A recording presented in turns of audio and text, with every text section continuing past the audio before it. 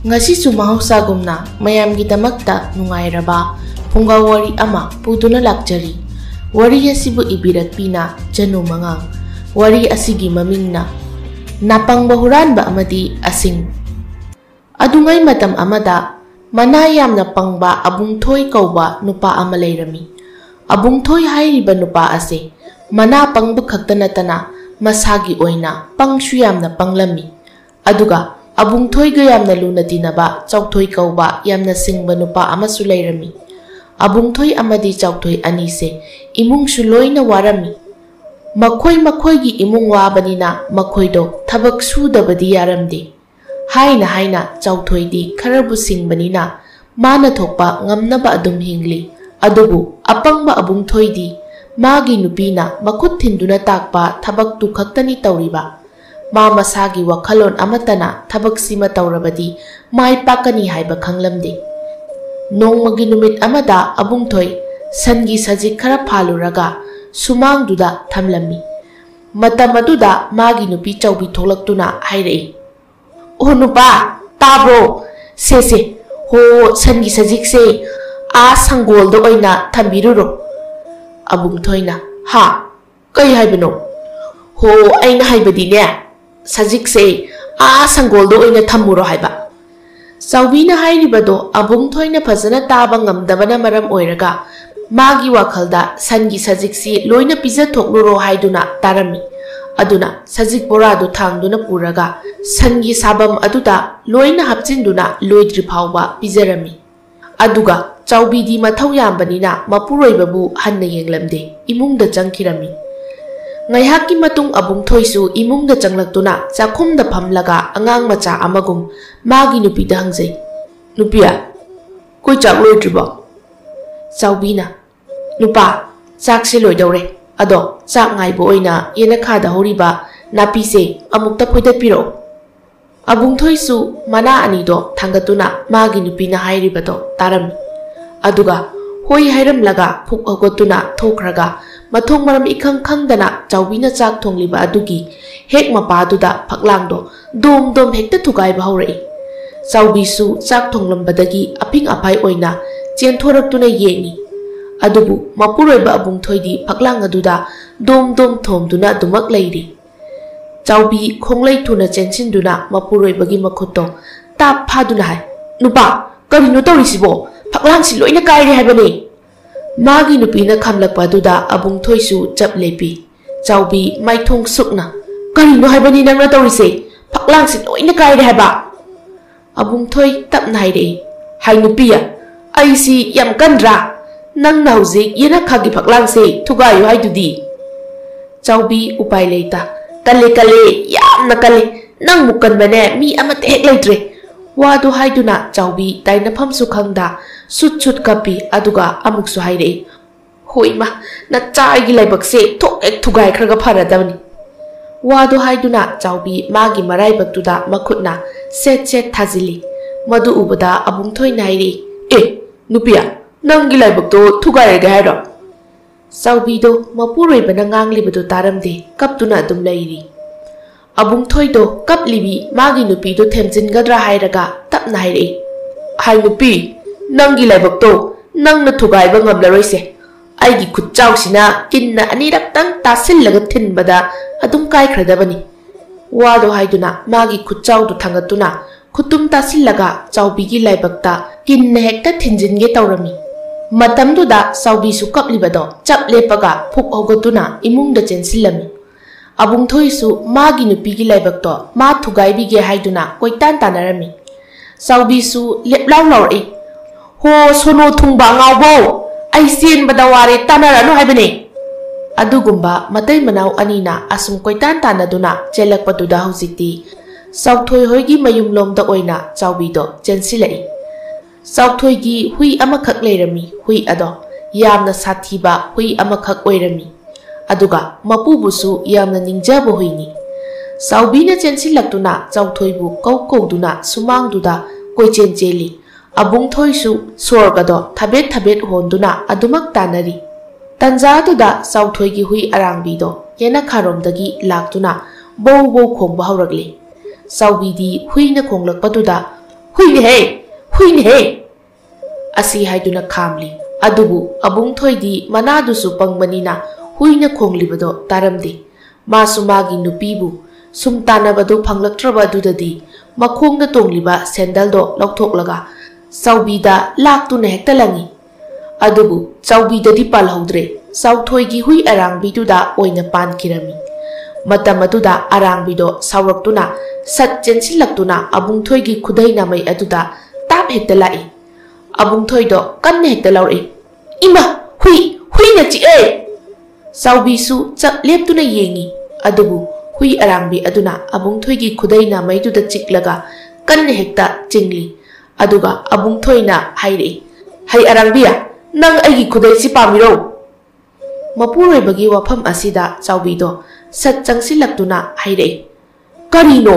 huina bu khudai se kaidongdoino abung thoina magi khudai do loktoklaga arangbi da pisange haiduna sajen torokpa matam aduda chaubina magi nupado khudai loktoklakano haina phanakanna laujabani adubu sum tamalaktabaduda upai leita manakta tabo utup ama khullaga mapuroi bagi makoktuda pop launa hekta thomi haibadi abung thoise mana pangle mati ikai basu kaya khanglamdi mikup aduda abung thoido wakhal mangduna leimaida takirami matamaduda saubisu sor asangba ama hondoklaga mapuroi babu yengjarami aduga lawaiduda ising khara thabiduna kaujarami saubina tauribado mahak tasengna mapuroi ba apangbase senabada wari chumna pangba khaktana tana mahaki mapuroi ba se manasu tathibana maga pau phauna na bahotnabada tasengna awaba haibado oiri saubina phana ba haiba wa khudingmak mapuroi banadi seran turan takiduna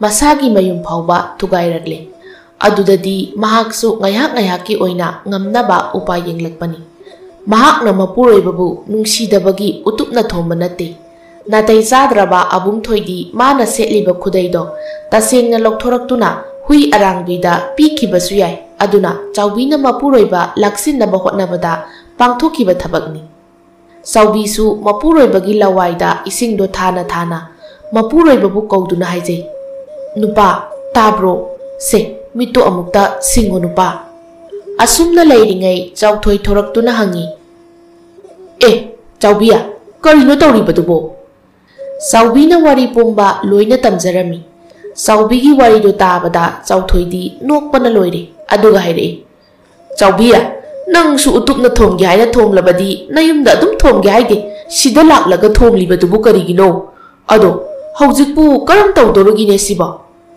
asumna mikup kharagi matung abung thoi wakhal tarakle saubina nupa nangna wakhal tarakpase ayam nungaire lao yumda halasi nangsu ai tanabada waramlani aduga aisu nangna phangdana basienbada kayada wariba abung thoisu hoimai haidana magi nupigi matung inkirami matam maduda chauthoina hai onthokpagi matai manaw haibaduni ko magi nupi chaubi haise phana yamnadi singjabani adubu kanglam chadaba nupada mayum palurabanina mahaksune angaubiga chapik manare asumna numit ado haukhre madugi longa lakpada abung thoido mangolgi machiduda phamlaga nungsa yairi saubi thoraktuna nupa karino nangbo numitchida namaido onsinna phamlibadubo mi ai nungsa yairi ni kaino as loire nangbu haudonglo namaiduna nungsa yairibadubo adusu sakraba nungsa sida nungsa yairiba nupiya nangsu yaige hairo laune ibani sida phamlaga yaisi laune saubi aigi laibakse kainogi laibak haibado hektaidako asumna chaubi ningamdana sonjai saubi na isau haipet langna tauriba mataudu ubada abung thoidi hairiba wahai singdo kari hairibano tadabanina mathong maram khangdana hairei nupiya koino aina nungsa yairaga nangna sauribadubu kariginoba saubina asumna chaubi se yamna wanadi leijribani imungi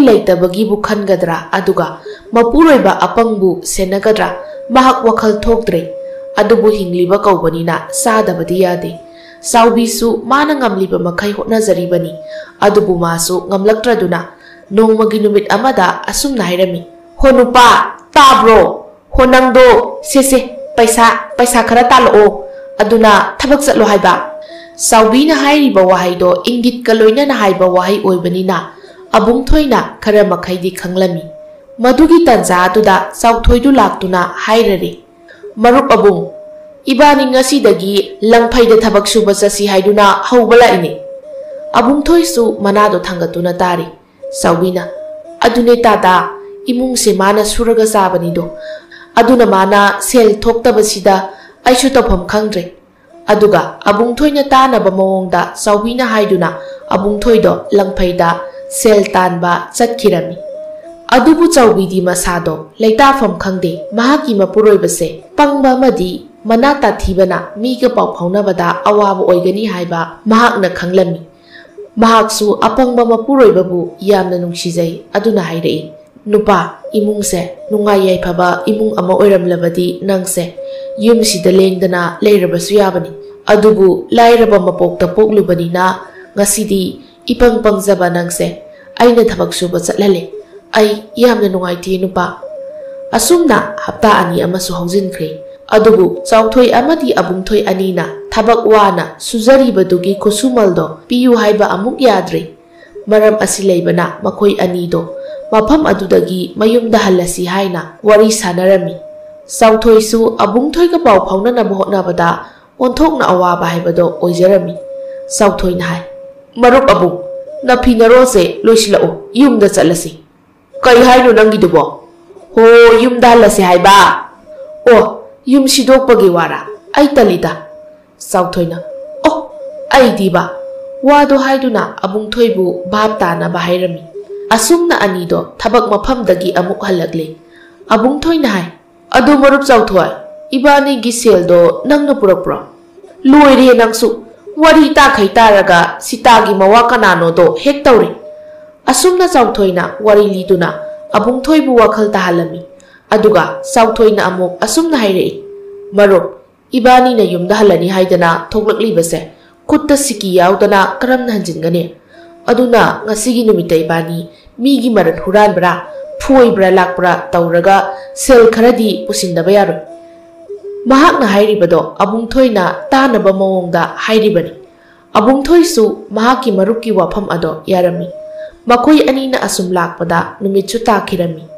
ꯅꯨꯃꯤꯠ ꯇꯥꯔꯛꯂꯕꯅꯤꯅ ꯃꯈꯣꯏ ꯑꯅꯤꯅ ꯈꯜꯂꯤꯕ ꯋꯥꯈꯜꯗꯣ ꯊꯕꯛ ꯑꯣꯏꯅ ꯄꯥꯡꯊꯣꯛꯂꯁꯤ ꯍꯥꯏꯗꯨꯅ ꯂꯝꯕꯤ ꯆꯠꯅ ꯃꯈꯣꯏꯅ ꯌꯦꯡꯂꯤꯕꯁꯦ ꯑꯇꯩ ꯅꯠꯇꯦ ꯁꯦꯜ ꯌꯥꯝꯅ ꯄꯥꯏꯕ ꯏꯃꯨꯡ ꯌꯥꯎꯕ꯭ꯔꯥ ꯍꯥꯏꯗꯨꯅ ꯌꯦꯡꯂꯤꯕꯅꯤ ꯑꯁꯨꯝꯅ ꯁꯨꯝ ꯂꯥꯛꯄꯅ ꯎꯆꯤꯟ ꯅꯥꯆꯤꯟꯅ ꯁꯦꯜ ꯄꯥꯏꯕ ꯌꯨꯝ ꯑꯃ ꯊꯦꯡꯅꯔꯝꯃꯤ ꯍꯥꯏꯔꯤꯕ ꯌꯨꯝꯗꯣ ꯌꯥꯝꯅ ꯅꯨꯡꯉꯥꯏ ꯌꯥꯏꯐꯕ ꯏꯃꯨꯡ ꯑꯃꯁꯨ ꯃꯥꯜꯂꯤ ꯑꯗꯨꯅ ꯆꯥꯎꯊꯣꯏꯅ ꯑꯕꯨꯡꯊꯣꯏ ꯈꯪꯅꯕ ꯃꯑꯣꯡꯗ ꯋꯥ ꯀꯌꯥꯁꯨ ꯍꯥꯏꯔꯝꯃꯤ ꯑꯁꯨꯝꯅ ꯃꯈꯣꯏ ꯑꯅꯤꯗꯣ ꯌꯨꯝ ꯑꯗꯨꯗ ꯍꯨꯔꯥꯟꯕ ꯆꯪꯂꯛꯂꯤ ꯆꯥꯎꯊꯣꯏꯗꯤ ꯁꯤꯡꯕꯅꯤꯅ ꯌꯨꯝ ꯑꯗꯨꯒꯤ ꯃꯄꯥꯟꯗ ꯂꯩꯕ ꯃꯆꯪ ꯑꯣꯏꯕ ꯄꯣꯠꯆꯩꯁꯤꯡꯗꯣ ꯇꯥꯞ ꯇꯥꯞ ꯄꯥꯏꯗꯨꯅ ꯊꯥꯡꯗꯣꯔꯛꯏ ꯑꯗꯨꯒ ꯑꯕꯨꯡꯊꯣꯏꯗꯤ ꯇꯨꯃꯤꯟ ꯂꯦꯞꯇꯨꯅ ꯂꯩꯔꯝꯃꯤ ꯃꯇꯥꯡ ꯑꯁꯤꯗ ꯆꯥꯎꯊꯣꯏꯅ ꯋꯥ ꯉꯥꯡꯂꯨꯕ ꯊꯣꯛꯂꯕꯗꯤ ꯃꯤ ꯇꯥꯈꯤꯅꯤ ꯈꯜꯂꯗꯨꯅ ꯑꯕꯨꯡꯊꯣꯏꯗ ꯃꯈꯨꯠ ꯈꯠꯇꯨꯅ ꯀꯧꯔꯝꯃꯤ ꯑꯗꯨꯕꯨ ꯑꯕꯨꯡꯊꯣꯏꯗꯤ ꯃꯁꯥꯗ ꯃꯍꯥꯛꯅ ꯍꯨꯔꯥꯟꯕ ꯆꯪꯂꯛꯂꯤꯕꯁꯦ ꯍꯨꯔꯥꯟꯕꯅꯤ ꯍꯥꯏꯕ ꯈꯪꯂꯕꯁꯨ ꯃꯥꯗꯤ ꯋꯥꯗꯨ ꯇꯞꯅ ꯍꯥꯏꯕ ꯍꯩꯇꯦ ꯃꯅꯥ ꯄꯪꯕꯅꯤꯅ ꯃꯥꯅ ꯇꯥꯗ꯭ꯔꯤꯕ ꯑꯗꯨꯝꯅ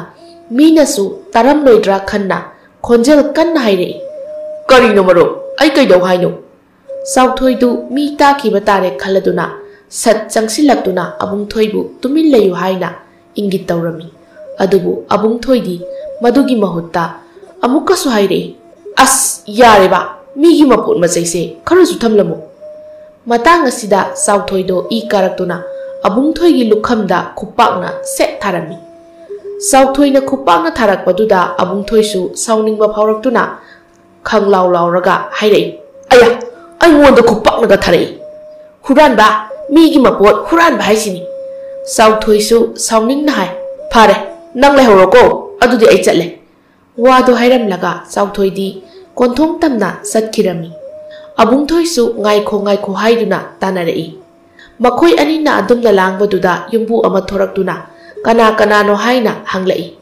खोंजेल अदु ताबदा अनिदो हौदुना अमुक चेलई अदुदगी युम्बु अदुना हुरानबा चंगलई हाइदुना कोइलाव अमुक लाउरक्ले अदुमना तौरक्पदुदा मनाक नकपदा लैरिबा युमसिंग अदुगी मियोइसिंगदो तारदुना माही चेंथोकनरक्ले ꯑꯗꯨꯒ ꯍꯨꯔꯥꯟꯕꯗꯣ ꯀꯗꯣꯝꯗ ꯆꯠꯈ꯭ꯔꯒꯦ ꯍꯥꯏꯅ ꯀꯣꯏꯍꯪ ꯍꯪꯅꯔꯤꯉꯩ ꯁꯣꯝꯗꯗꯤ ꯆꯥꯎꯊꯣꯏ ꯑꯃꯗꯤ ꯑꯕꯨꯡꯊꯣꯏ ꯑꯅꯤꯗꯨꯗꯤ ꯈꯔ ꯂꯥꯞꯅ ꯆꯦꯟꯊꯣꯔꯛꯄꯅ ꯃꯔꯝ ꯑꯣꯏꯔꯒ ꯍꯧꯖꯤꯛꯇꯤ ꯃꯈꯣꯏꯕꯨ ꯀꯅꯥꯅꯁꯨ ꯇꯥꯟꯅꯕꯗ ꯐꯪꯗ꯭ꯔꯦ꯫ ꯑꯁꯨꯝꯅ ꯅꯣꯡꯁꯨ ꯉꯥꯜꯂꯛꯂꯤ꯫ ꯅꯣꯡ ꯍꯦꯛ ꯉꯥꯜꯂꯛꯄꯒ ꯆꯥꯎꯊꯣꯏꯅ ꯃꯥꯅ ꯉꯔꯥꯡ ꯍꯨꯔꯥꯟꯈꯤꯕ ꯄꯣꯠꯆꯩꯁꯤꯡꯗꯣ ꯌꯣꯟꯊꯣꯛꯂꯝꯃꯤ ꯑꯗꯨꯒ ꯃꯈꯣꯏ ꯑꯅꯤ ꯌꯦꯟꯅꯔꯝꯃꯤ꯫ ꯆꯥꯎꯊꯣꯏꯅ ꯈꯔꯕꯨꯗꯤ ꯍꯦꯟꯅ ꯂꯧꯔꯤꯕꯅꯤ꯫ ꯑꯕꯨꯡꯊꯣꯏꯅ ꯍꯥꯏ, "ꯃꯔꯨꯞ, ꯁꯦꯜꯁꯤ ꯄꯨꯁꯤꯜꯂꯗꯤ ꯑꯩꯈꯣꯏ ꯅꯨꯄꯤꯅ ꯍꯔꯥꯎꯒꯗ꯭ꯔꯥ?" ꯆꯥꯎꯊꯣꯏ ꯁꯥꯎꯔꯞꯅ, "ꯍꯩ ꯑꯕꯨꯡꯊꯣꯏ ꯍꯥꯏꯕ ꯕꯣꯟꯙꯨ, ꯅꯪꯅ ꯅꯊꯤꯕꯣꯡ ꯆꯥꯔꯤꯗꯣ ꯁꯦꯟꯁꯤꯒꯤ ꯃꯄꯥꯜꯅꯅꯤꯅꯦ꯫ ꯑꯗꯨꯛ ꯌꯥꯝꯅ ꯄꯪꯗꯅ ꯀꯩꯗꯧꯔꯨꯅꯤ ꯅꯪ? ꯁꯤꯒꯦ ꯁꯤꯈ꯭ꯔꯣ ꯍꯩ." ꯑꯕꯨꯡꯊꯣꯏꯗꯤ ꯆꯥꯎꯊꯣꯏꯅ ꯍꯥꯏꯔꯤꯕꯗꯣ ꯀꯔꯤꯅꯣ ꯈꯪꯕ ꯅꯠꯇꯦ ꯑꯗꯨꯅ ꯃꯥꯏꯊꯣꯡꯗꯣ ꯅꯣꯛꯐꯦꯠ ꯅꯣꯛꯐꯦꯠ ꯇꯧꯔꯗꯨꯅ ꯍꯥꯏꯔꯛꯏ, "ꯁꯤ ꯑꯣꯏꯔꯗꯤ ꯑꯩꯁꯨ ꯆꯥꯛ ꯄꯨꯛ ꯊꯟꯅ ꯆꯥꯔꯅꯤ." ꯆꯥꯎꯊꯣꯏꯅ ꯁꯥꯎꯅ ꯍꯥꯏꯔꯛꯏ, "ꯃꯊꯤꯕꯣꯡꯁꯦ ꯆꯥꯅꯤꯗꯤ ꯈꯪꯕ, ꯁꯦꯜ ꯀꯃꯥꯏꯅ ꯇꯥꯟꯒꯅꯤꯗꯤ ꯈꯪꯗꯕ ꯃꯍꯥꯒꯙꯥ ꯍꯥꯏꯁꯤꯅꯤ." ꯆꯥꯎꯊꯣꯏꯅ ꯅꯥꯁꯣꯟ ꯄꯦꯛꯅ ꯍꯥꯏꯔꯤꯕ ꯋꯥꯐꯝꯗꯣ ꯑꯕꯨꯡꯊꯣꯏꯅ ꯍꯥꯏꯐꯦꯠ ꯇꯥꯍꯧꯔꯦ ꯑꯗꯨꯅ ꯍꯪꯂꯛꯏ, "ꯃꯔꯨꯞ, ꯀꯅꯥꯒꯤ ꯒꯙꯥ ꯂꯣꯏꯕ ꯌꯥꯎꯒꯦ?" ꯆꯥꯎꯊꯣꯏ ꯃꯇꯣꯝꯇ ꯍꯥꯏꯖꯩ, "ꯃꯅꯥꯁꯦ ꯇꯥꯔꯣ ꯍꯥꯏꯔꯁꯨ ꯇꯥꯗꯦ, ꯑꯗꯨꯒꯅꯦ ꯇꯥꯔꯅꯨ ꯍꯥꯏꯔꯁꯨ ꯑꯗꯨꯝ ꯍꯦꯛꯇ ꯇꯥꯔꯝꯃꯤ꯫ ꯃꯁꯤꯗꯤꯅꯦ ꯈꯪꯂꯥꯎꯕꯨ ꯂꯥꯎꯁꯤꯟꯒꯦꯗ ꯍꯦ." ꯋꯥꯗꯣ ꯍꯥꯏꯗꯨꯅ ꯆꯥꯎꯊꯣꯏꯗꯣ ꯈꯣꯟꯖꯦꯜ ꯀꯟꯅ ꯍꯦꯛꯇ ꯂꯥꯎꯁꯤꯜꯂꯤ, "ꯍꯣ, ꯃꯤꯒꯤ ꯒꯙꯥ ꯅꯠꯇꯤꯌꯦ, ꯅꯪꯅꯦ ꯑꯩꯅ ꯒꯙꯥ ꯍꯥꯏꯁꯦ, ꯍꯣ ꯅꯪꯅꯦ ꯅꯪ." ꯑꯕꯨꯡꯊꯣꯏꯗꯣ ꯃꯇꯧ ꯏꯃꯥꯟ ꯃꯥꯟꯗꯅ ꯃꯣꯜꯂꯤ ꯃꯣꯜꯂꯤ ꯍꯥꯏꯔꯛꯏ, "ꯑꯣ, ꯑꯩꯔꯣ ꯒꯙꯥ ꯍꯥꯏꯁꯦ? ꯑꯗꯨꯗꯤ ꯃꯔꯨꯞ ꯆꯥꯎꯊꯣꯏ, ꯅꯪꯅ ꯒꯙꯥ ꯑꯩꯒꯤ ꯃꯤꯅꯥꯏ ꯇꯥꯔꯦ." ꯆꯥꯎꯊꯣꯏꯅ, "ꯑꯦ, ꯅꯪꯗꯤ ꯌꯥꯝꯅ ꯄꯪꯕ ꯃꯥꯜꯂꯒ ꯃꯤꯗꯤ ꯍꯥꯏꯐꯦꯠ ꯎꯁꯤꯠꯇꯦꯍꯦ." ꯑꯁꯨꯝꯅ ꯑꯅꯤꯗꯣ ꯃꯥꯒꯤ ꯃꯌꯨꯝ ꯌꯧꯅꯔꯛꯇꯨꯅ ꯆꯪꯅꯔꯛꯏ꯫ ꯆꯥꯎꯕꯤꯁꯨ ꯃꯄꯨꯔꯣꯏꯕ ꯍꯜꯂꯛꯄꯁꯤꯗ ꯌꯥꯝꯅ ꯍꯔꯥꯎꯖꯔꯝꯃꯤ ꯑꯗꯨꯅ ꯍꯥꯏꯔꯛꯏ, "ꯅꯨꯄꯥ, ꯅꯪ ꯍꯜꯂꯛꯄꯁꯦ ꯑꯩ ꯌꯥꯝꯅ ꯅꯨꯡꯉꯥꯏꯔꯤ. ꯅꯪ ꯆꯠꯈꯤꯕꯗꯣ ꯑꯩ ꯌꯥꯝ ꯅꯨꯡꯉꯥꯏꯇꯖꯥꯅꯤ." ꯑꯕꯨꯡꯊꯣꯏꯗꯣ ꯃꯥꯒꯤ ꯅꯨꯄꯤꯅ ꯍꯥꯏꯔꯤꯕ ꯋꯥꯗꯣ ꯑꯍꯧꯕꯒꯤ ꯁꯔꯨꯛꯇꯤ ꯇꯥꯔꯝꯗꯦ ꯑꯗꯨꯅ ꯅꯨꯡꯉꯥꯏꯇꯦ ꯍꯥꯏꯈꯤꯕ ꯋꯥꯍꯩꯗꯨꯗꯤ ꯍꯥꯏꯐꯦꯠ ꯇꯥꯍꯧꯔꯗꯨꯅ ꯁꯥꯎꯔꯞꯅ ꯍꯥꯏꯔꯛꯏ, "ꯀꯔꯤ? ꯑꯩꯒꯤ ꯌꯨꯝꯗ ꯍꯜꯂꯛꯄꯁꯤ ꯅꯪ ꯌꯥꯝꯅ ꯅꯨꯡꯉꯥꯏꯇ꯭ꯔꯕ ꯑꯣꯏꯔꯦ?" ꯆꯥꯎꯕꯤ ꯉꯛꯅ, "ꯀꯔꯤꯅꯣ ꯅꯨꯄꯥ? ꯍꯣ, ꯅꯪ ꯍꯜꯂꯛꯄꯁꯦ ꯑꯩꯗꯣ ꯌꯥꯝ ꯅꯨꯡꯉꯥꯏꯔꯦ ꯍꯥꯏꯕ." ꯑꯕꯨꯡꯊꯣꯏ ꯇꯞꯅ, "ꯑꯣ, ꯑꯗꯨꯏꯗꯤ ꯐꯩ." ꯅꯨꯃꯤꯠ ꯈꯔꯅꯤꯒꯤ ꯃꯇꯨꯡ ꯑꯕꯨꯡꯊꯣꯏꯗꯣ ꯆꯥꯎꯊꯣꯏꯒꯤ ꯃꯅꯥꯛꯇ ꯂꯥꯛꯇꯨꯅ ꯍꯨꯔꯥꯟꯕ ꯆꯠꯂꯨꯁꯤ ꯍꯥꯏꯅ ꯍꯧꯔꯝꯃꯤ꯫ ꯆꯥꯎꯊꯣꯏꯅ ꯍꯥꯏꯔꯛꯏ, "ꯃꯔꯨꯞ, ꯑꯩꯗꯤ ꯅꯪꯒ ꯆꯠꯃꯤꯟꯅꯕ ꯉꯝꯂꯣꯏꯀꯣ." ꯑꯕꯨꯡꯊꯣꯏꯁꯨ ꯃꯅꯥ ꯑꯅꯤꯗꯣ ꯊꯥꯡꯒꯠꯇꯨꯅ ꯆꯥꯎꯊꯣꯏꯅ ꯍꯥꯏꯔꯤꯕ ꯋꯥꯗꯣ ꯇꯥꯔꯝꯃꯤ ꯑꯗꯨꯒ ꯍꯪꯂꯛꯏ, "ꯅꯪ ꯅꯇꯣꯝꯇ ꯆꯠꯂꯨꯒꯦ ꯍꯥꯏꯔꯣ?" "ꯑꯩ ꯇꯣꯝ ꯆꯠꯇꯣꯏꯅꯤ." "ꯍꯥ? ꯀꯔꯤ ꯍꯥꯏꯕꯅꯣ? ꯑꯩ ꯇꯥꯗ꯭ꯔꯦ ꯍꯥꯏꯕ." ꯆꯥꯎꯊꯣꯏꯅ, "ꯍꯣ, ꯑꯗꯨꯕꯨꯔꯣ, ꯅꯣꯏꯒꯤ ꯅꯨꯄꯤꯅ ꯅꯪ ꯌꯨꯝꯗ ꯂꯥꯛꯑꯣ ꯍꯥꯏꯍꯧꯕꯅꯦ." ꯑꯕꯨꯡꯊꯣꯏꯅ, "ꯑꯩꯈꯣই ꯅꯨꯄꯤꯁꯨ ꯍꯨꯔꯥꯟꯕ ꯄꯨꯁꯤ ꯍꯥꯏꯔꯣ?" ꯆꯥꯎꯊꯣꯏꯅ, "ꯑꯁ ꯂꯣꯏꯔꯦ! ꯀꯔꯤꯅꯣꯅꯦ ꯃꯔꯨꯞ, ꯅꯪꯅ ꯋꯥ ꯉꯥꯡꯂꯤꯅꯤ ꯍꯥꯏꯗꯅ ꯃꯇꯝ ꯆꯨꯞꯄꯗ ꯂꯥꯎ ꯂꯥꯎꯗꯨꯅ ꯉꯥꯡꯂꯤꯕꯗꯨꯕꯣ? ꯑꯩꯗꯤ ꯅꯪꯒꯨꯝꯅ ꯅꯅꯥꯁꯨ ꯄꯪꯗꯦ, ꯇꯞꯅ ꯉꯥꯡꯉꯨꯅꯦ, ꯑꯩ ꯂꯣꯏꯅ ꯇꯥꯏꯃꯤ." ꯑꯕꯨꯡꯊꯣꯏꯅ ꯈꯨꯝꯂꯛꯏ, "ꯑꯗꯣ ꯍꯨꯔꯥꯟꯕ ꯆꯠꯁꯤ ꯍꯥꯏꯔꯣ?" ꯆꯥꯎꯊꯣꯏ ꯎꯄꯥꯏ ꯂꯩꯇ, "ꯍꯣꯏ ꯍꯣꯏ, ꯆꯠꯂꯁꯤ, ꯍꯣꯔꯦꯟ ꯅꯨꯃꯤꯗꯥꯡ ꯑꯩꯈꯣꯏꯗ ꯂꯥꯛꯑꯣ." "ꯅꯣꯏꯗ ꯂꯥꯛꯑꯣ ꯍꯥꯏꯔꯣ?" "ꯍꯣꯏ ꯃꯤꯌꯥ, ꯑꯩꯗꯤꯅꯦ ꯅꯪꯒ ꯋꯥꯔꯤ ꯁꯥꯟꯅꯗꯣꯏ ꯁꯔꯨꯛ ꯀꯩꯒꯤ ꯃꯇꯨ ꯑꯣꯏꯅ ꯅꯥꯜꯂꯒ ꯁꯥꯟꯅꯖꯒꯦ ꯍꯥꯏꯗꯣ ꯇꯥꯔꯦ꯫ ꯑꯗꯣ ꯍꯣꯔꯦꯟ ꯅꯨꯃꯤꯗꯥꯡ ꯅꯪꯒꯤ ꯅꯨꯄꯤ ꯇꯨꯝꯈ꯭ꯔꯕ ꯃꯇꯝꯗ ꯑꯣꯏꯅ ꯂꯥꯛꯎꯀꯣ꯫ ꯅꯪꯒꯤ ꯅꯨꯄꯤ ꯆꯥꯎꯕꯤꯗ ꯑꯩꯈꯣꯏ ꯍꯨꯔꯥꯟꯕ ꯆꯠꯂꯦ ꯍꯥꯏꯕꯁꯦ ꯈꯪꯍꯟꯕ ꯌꯥꯗꯦꯀꯣ." ꯑꯁꯨꯝꯅ ꯑꯕꯨꯡꯊꯣꯏꯁꯨ ꯃꯌꯨꯝꯗ ꯍꯟꯈ꯭ꯔꯦ꯫ ꯅꯨꯃꯤꯗꯥꯡ ꯇꯥꯔꯛꯂꯗꯨꯅ ꯆꯥꯛꯉꯟ ꯆꯥꯔꯒ ꯃꯇꯩ ꯃꯅꯥꯎ ꯑꯅꯤꯗꯣ ꯇꯨꯝꯂꯝꯃꯤ꯫ ꯆꯥꯎꯕꯤꯗꯤ ꯏꯁꯤꯁꯤꯅ ꯇꯨꯝꯂꯤ ꯑꯗꯨꯒ ꯑꯕꯨꯡꯊꯣꯏꯗꯤ ꯉꯁꯥꯏ ꯆꯥꯎꯊꯣꯏꯅ ꯃꯥꯒꯤ ꯅꯨꯄꯤ ꯈꯪꯍꯜꯂꯛꯀꯅꯣ ꯍꯥꯏꯔꯛꯄꯗꯣ ꯅꯤꯡꯁꯤꯡꯂꯗꯨꯅ ꯃꯍꯥꯛ ꯏꯃꯨꯡꯗꯒꯤ ꯇꯨꯃꯤꯟꯅ ꯊꯣꯔꯛꯏ ꯑꯗꯨꯒ ꯆꯥꯎꯊꯣꯏꯒꯤ ꯃꯌꯨꯝ ꯇꯝꯅ ꯂꯥꯛꯂꯝꯃꯤ꯫ ꯆꯥꯎꯊꯣꯏꯅꯁꯨ ꯃꯥꯕꯨ ꯉꯥꯏꯗꯨꯅ ꯂꯩꯔꯝꯃꯤ꯫ ꯑꯅꯤꯗꯣ ꯍꯟꯗꯛꯇꯤ ꯃꯈꯣꯏ ꯂꯩꯀꯥꯏꯗꯒꯤ ꯑꯣꯏꯅ ꯍꯨꯔꯥꯜꯂꯁꯤ ꯍꯥꯏꯗꯨꯅ ꯑꯍꯤꯡ ꯑꯊꯦꯡꯕ ꯑꯗꯨꯗ ꯆꯠꯂꯝꯃꯤ ꯑꯗꯨꯒ ꯃꯤꯒꯤ ꯁꯪꯒꯣꯏꯗ ꯊꯝꯕ ꯐꯧ ꯕꯣꯔꯥ ꯈꯔ ꯍꯥꯟꯅ ꯍꯣꯜꯂꯛꯇꯨꯅ ꯆꯥꯎꯊꯣꯏ ꯍꯣꯏꯒꯤ ꯃꯅꯤꯡꯗ ꯊꯝꯂꯝꯃꯤ꯫ ꯑꯗꯨ ꯂꯣꯏꯔꯒ ꯌꯨꯝ ꯑꯃꯗ ꯑꯃꯨꯛ ꯆꯪꯅꯕꯒꯤ ꯃꯤꯒꯤ ꯃꯅꯤꯡ ꯃꯌꯥꯒꯤ ꯑꯍꯣꯕ ꯀꯗꯥꯏꯗ ꯂꯩꯒꯦ ꯍꯥꯏꯅ ꯌꯦꯡꯂꯨꯕꯗ ꯍꯥꯏꯔꯤꯕ ꯌꯨꯝ ꯑꯗꯨꯒꯤ ꯃꯅꯤꯡ ꯊꯣꯡꯗꯣ ꯐꯖꯅ ꯄꯥꯟꯗꯕ ꯌꯨꯝ ꯑꯃꯈꯛ ꯑꯣꯏꯔꯝꯗꯨꯅ ꯊꯣꯡꯗꯣ ꯆꯥꯎꯊꯣꯏꯅ ꯈꯔ ꯏꯟꯊꯣꯛꯂꯒ ꯃꯤ ꯑꯃ ꯆꯪꯕ ꯌꯥꯕꯒꯤ ꯃꯑꯣꯡꯗ ꯍꯥꯡꯗꯣꯔꯛꯂꯝꯃꯤ꯫ ꯑꯗꯨꯒ ꯆꯥꯎꯊꯣꯏꯗꯤ ꯆꯪꯈ꯭ꯔꯦ꯫ ꯑꯕꯨꯡꯊꯣꯏꯗ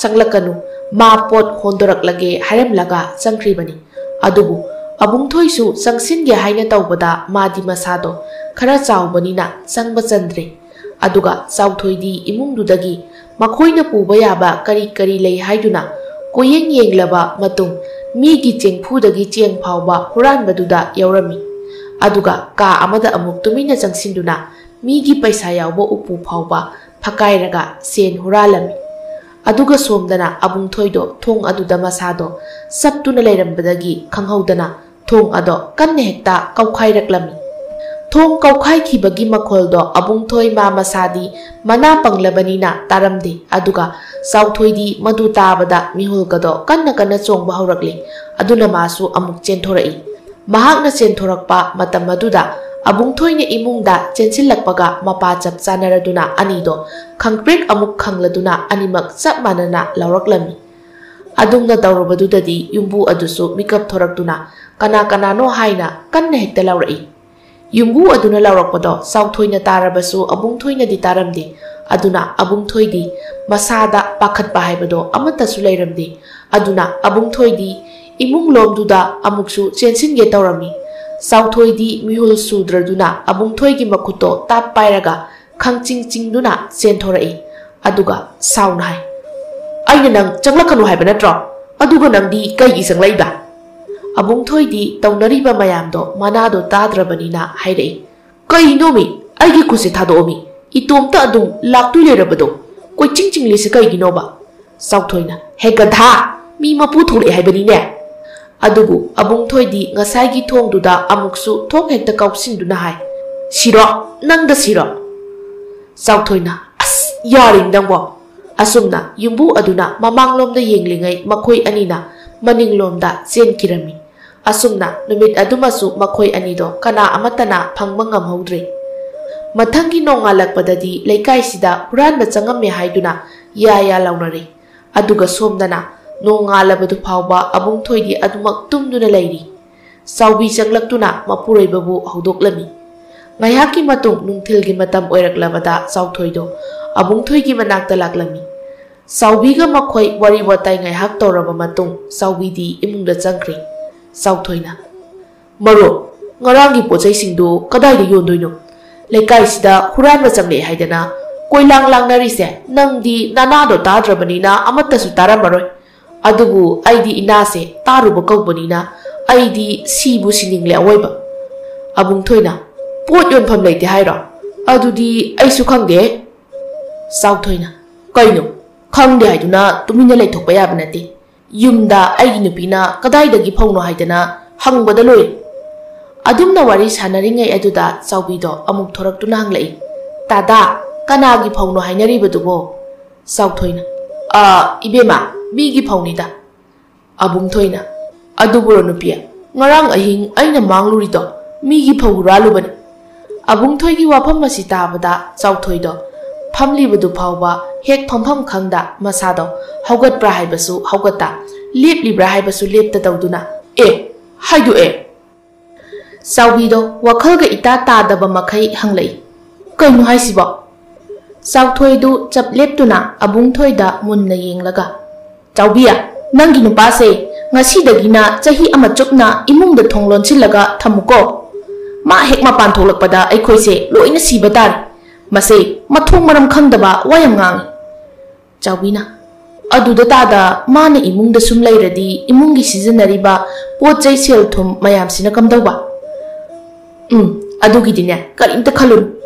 ꯋꯥꯗꯨ ꯍꯥꯏꯗꯨꯅ ꯃꯥꯅ ꯉꯔꯥꯡ ꯃꯤꯒꯤ ꯄꯥꯛꯁꯤꯗꯒꯤ ꯍꯨꯔꯥꯜꯂꯛꯈꯤꯕ ꯁꯦꯜꯁꯤꯡꯗꯨ ꯄꯨꯊꯣꯛꯇꯨꯅ ꯈꯔ ꯆꯥꯎꯕꯤꯗ ꯄꯤꯔꯝꯃꯤ꯫ ꯑꯗꯨꯒ ꯃꯥꯗꯤ ꯆꯠꯈ꯭ꯔꯦ꯫ ꯃꯗꯨꯒꯤ ꯃꯇꯨꯡ ꯏꯀꯨꯏ ꯀꯨꯏꯗꯅ ꯅꯣꯡꯃꯗꯤ ꯑꯕꯨꯡꯊꯣꯏꯗꯣ ꯃꯇꯣꯝꯇ ꯍꯨꯔꯥꯟꯕ ꯆꯠꯂꯝꯃꯤ꯫ ꯉꯁꯤꯗꯤ ꯃꯍꯥꯛ ꯆꯥꯎꯊꯣꯏꯕꯨ ꯍꯧꯔꯝꯗ꯭ꯔꯦ꯫ ꯃꯥꯅ ꯆꯥꯎꯊꯣꯏꯕꯨ ꯍꯧꯗ꯭ꯔꯤꯕꯗோ ꯑꯇꯩꯒꯤ ꯅꯠꯇꯦ, ꯆꯥꯎꯊꯣꯏꯅ ꯃꯥꯕꯨ ꯁꯤꯡꯅꯕꯅꯤ ꯍꯥꯏꯗꯨꯅ ꯈꯔ ꯉꯥꯡꯁꯛ ꯇꯧꯕꯁꯤꯗ ꯃꯥꯕꯨ ꯅꯨꯡꯁꯤꯗꯕꯒꯤꯅꯤ ꯍꯥꯏꯅ ꯈꯜꯂꯗꯨꯅ ꯃꯇꯣꯝꯇ ꯆꯠꯂꯤꯕꯅꯤ꯫ ꯑꯗꯨꯕꯨ ꯃꯁꯥꯒꯤ ꯑꯣꯏꯅ ꯄꯪꯖꯕ ꯑꯕꯨꯡꯊꯣꯏꯅꯤ꯫ ꯉꯁꯤꯁꯨ ꯃꯍꯥꯛ ꯑꯇꯣꯞꯄ ꯃꯐꯝ ꯑꯃꯗ ꯍꯨꯔꯥꯟꯕ ꯆꯠꯀꯦ ꯍꯥꯏꯅ ꯈꯟꯗ꯭ꯔꯦ꯫ ꯅꯍꯥꯟ ꯃꯈꯣꯏꯅ ꯃꯅꯤꯡꯊꯣꯡ ꯐꯥꯎꯔꯒ ꯆꯪꯈꯤꯕ ꯌꯨꯝ ꯑꯗꯨꯒꯤ ꯃꯅꯤꯡꯂꯣꯝꯗ ꯂꯥꯛꯂꯝꯃꯤ꯫ ꯑꯗꯨꯕꯨ ꯉꯁꯤꯗꯤ ꯌꯨꯝ ꯑꯗꯨꯒꯤ ꯃꯅꯤꯡꯊꯣꯡꯗꯣ ꯅꯤꯡꯊꯤꯅ ꯄꯥꯟꯗꯨꯅ ꯂꯩꯔꯝꯂꯦ꯫ ꯑꯗꯨꯅ ꯃꯍꯥꯛ ꯆꯪꯕ ꯌꯥꯗ꯭ꯔꯦ꯫ ꯑꯕꯨꯡꯊꯣꯏꯗꯣ ꯃꯤꯒꯤ ꯃꯅꯤꯡꯗꯨꯗ ꯂꯦꯞꯂꯒ ꯍꯥꯏ, "ꯀꯩꯅꯣ, ꯅꯍꯥꯟꯗꯤ ꯁꯤꯒꯤ ꯊꯣꯡꯁꯦ ꯄꯥꯜꯍꯧꯗꯕꯅꯤꯗ, ꯑꯗꯨꯒ ꯉꯁꯤꯅ ꯑꯃꯨꯛ ꯄꯥꯜꯂꯝꯂꯤꯕꯁꯤꯅ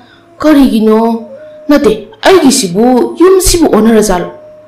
Manadi tapna hairibani haidana ngangjariba wado onthoknasu kanna ngangkhraponi aduna yum adugi chakhumda chak thongduna leiribi yumbu nupi aduna tarami madi huran bagaise karamba matamda satkani kaina khangjaba nate numidang mi chak ising thongnaba matam aduda chatlibani abung thoina nganglibadu tabada yumbu nupi aduna hai karino ne maningda mi ama leibadawna wa nganglibasiba isana marona makappane aduga maninglomdana abung thoisu maning thongduda leplaga hekta lawi ho yumsibu mi leibro huran bala iye thongsi amukta hangduune adubu kana amatana thongdo hanglaktraba adudadi abung thoido thongduda thok hekta kauksili aduga hai moigisibu tadriba jala adubu mahakna adukana kaubaga thinbaga tawduna thong ado hangdokna ba hotna jaribadugi makholdi mana amatasu taba phanglamdi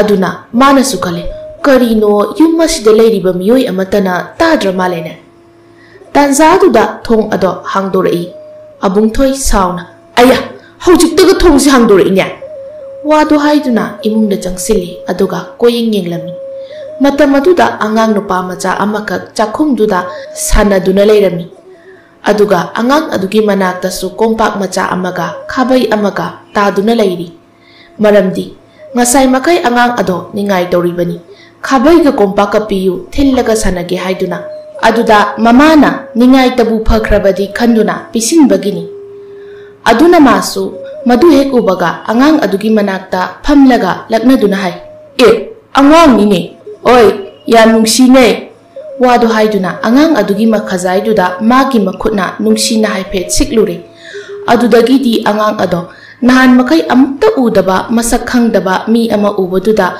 kappa amuk horoklami angang na kappagi mawong ama mana urakpaduda angang dugi manakta leiriba kompak aduga khabai adugado tap paiduna kong kong hekta thilami adudagi angang do kappa tokre angang kappa tokhibaduda abung thoina hai kappa tokre ne adudi kharakana thinge asumna abung thoina kompak tuda khabaiduna kanna kanna tharaga thilami kon thinbagi makholduna imungdo pumnin ninkhirami mama sakakta tadabani adudagidi ngasaidagi abung thoigi mataw yengliba yumduda leiriba miyoi singdo sakhumda loina changlaktuna abung thoigi lengjumda tappai abung thoido masada karisuna chungba tawda pairakliba khutto phatkan thoklaga hai as kanano angang kapisi udro noi adumna leiringai nupa amana hairi hai numidang sida nang migi yum sida kaidobu laino abung thoido mina hairi do taramde nupa aduna abung thoigi mamaido urakpa matamdadi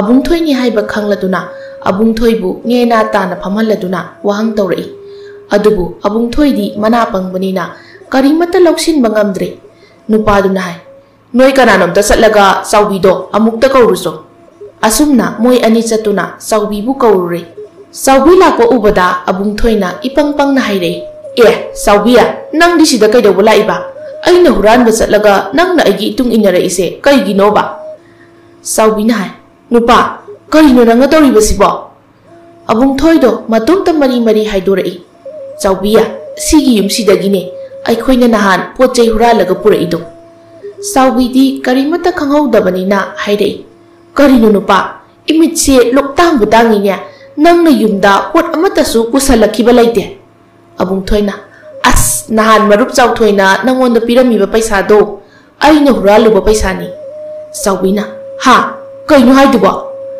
yumbu nupi aduna saubiya nang suwalot kanu asengbado adum hayu saubina ise aita sengna khangdabani madi imungdasu adum lay huranbasu chati iche yumbu nupi aduna ado nahan nangonda sauthoina sel pirami hairibasidi chumlabro saubisu asengbado dumak khumlai pirame adubudi adudi tada sauthoina aikhoigi leitabasi ubada mating oinaba piramba sel nupiduna ngaiko sauthoina lupa kaya di pirame saubina ise aisu seldo masing thihaudre nupiduna abung thoida mu onsinduna abung thoi nang asengbado hayu nang na sidala isi kaidobola ino nupiduna haibado abung thoina taramde aduna saubina amuk mapuroibabu gyan tanaba hairami Matam aduda abung thoina ma yumsida huranba laini haina hairei. Asumna warido tapna sanaduna haujikti khangle nahal yumsidagi sengphuda yawba cheng amadi paksi phaklaga paisa pukhiba miyoi singdo abung thoi amadi sauthoi ni haiba aduna leikai mayam thoraktuna sauthoi su kaururi asumna abung thoi gi machindagi sauthoi su huranba yawi haina hairakpadagi sauthoi su mai hauna saurami sauthoi na madi huranba yawkhidi haina kayarak haijarami asumna sauthoi di masabu kanjanaba Migi mamangda wasak paga kaiga tawduna ngamnaba ma huranba yawde haina laithokduna laikhre aduga chawthoina abungthoida thina chairami chawbisu mapuroibabu chairakpatuda yamna nungaijaramde asumna abungthoido mayam changduna huralibado nangna tomtani aduga mingonda tainei haiduna phubire matam aduda chawbina mapuroibabu kanbiyo haina haijabaga loinana yum adudagi mangkiba pot khudingmak mahakna singani haina thajaba pirami asumna mayumda halakle chawbi mapuroibabu yengduna mahak tainafamsu khangda yamna kaplami aduga haukiba matam kayada chawthoina moida laklaga maram ichasadana selga piramba amadi abungthoibu chahi ama mapan thohanganu hairamba wahaisingdo ngasidi tapna ningsinglakle mahakna matamduda Kaya haksinna laurude adubu ngasidi mahaksu singnaba phaurakle adubu magi mamitmakna uhauba nattabanina mahaksu kari tawgani khangdre asumna chawbina mapuroibabu mapan thokanda thamlami aduga mana nupa marai amabu henkre thabak subada nongmagi numit amada chawbina makhoiga thangnaba khul amada thabak suba chatlami hairiba yumbu aduna chawbida wari pumba saba haurai Sarakliba warido atai nate yengoi chawbiya chawthoigi nupido aikhoida laklaga phau taige haiduna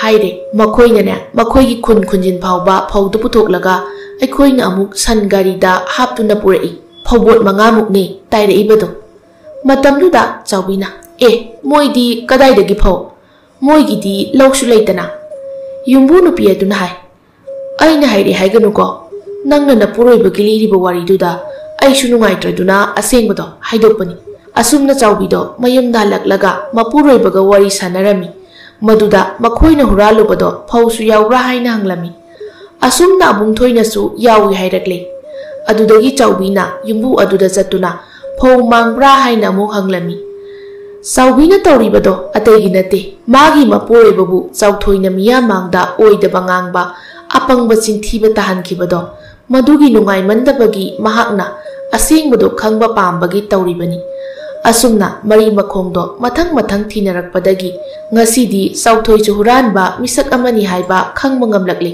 adubu chawthoi da hairuba matamdadi mana tairiba phau adudi makhoigi nupigi mapamdagi ni hairi asumna chawthoina achumba saduna laikhrabada chawbido tasengna thamoida nungaitaba haibado oirami aduga chawbina tapna hai tada Nangna aigi nupabudi apangba angawba tahalabasu mahakdi nongmata oidaba wa ngangkidabani adugu nangdi asingba saduna haujiksu namthak tawri adugu nongmadi nangsu aina phangliba awaba asidagi hena phangba oiko asumna sahi kaya amasu haukhre asingba chawthoido taibang mida minam labasu ishor mangondadi minamba yadabanina ishorna sairak piba haibado oiramale Mahakti macha humduga nongmagi waba asum helaktuna imungdo natayamna sadre aduga somdana chawbina apangma mapuroibabu seksinna senajaduna mana sitaw haina takpa thabakto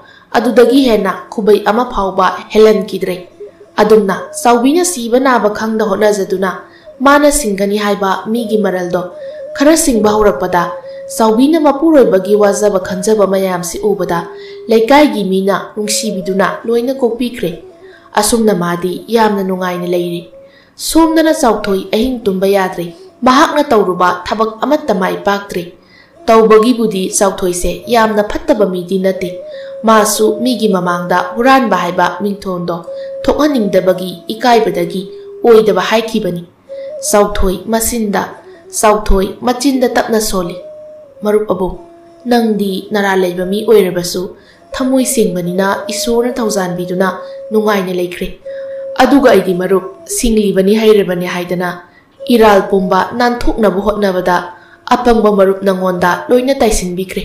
Ai ngasidi yamna ningamlaktre marup. Asumna sauthoido ningamdabana henkiduna magi nupida wari liduna kaplami. Aduga somdana abungthoi matay manawdo yamna nungaina pankirami.